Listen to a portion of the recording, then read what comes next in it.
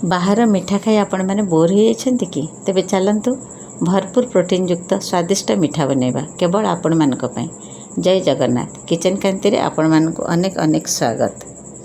आज आपण मानक पई प्रस्तुत करुछि समस्त मनपसंदर मिठा सामग्री है काजू, किशमिश, बादाम, खजूर, पेस्ता, अंजीर और राशि।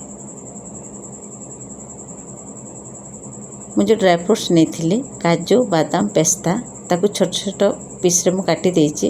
ताकू मीडियम फ्लेम रे 5 मिनट आम ड्राई रोस्ट करदबा। प्राय भजा हो गलानी ताकू आम अलग जगह काढ़ी दबा।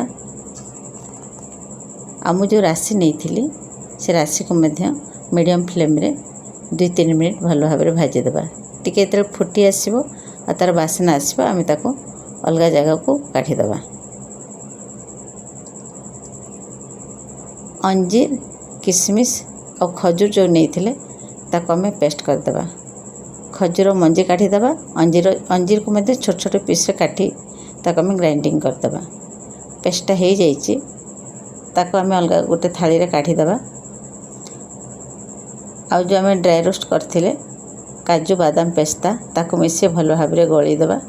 चकटी दे ताको निज मनपसंद अनुसार शेप दबा एवं राशि रे ताको उलट पलट करी काढ़ी दबा।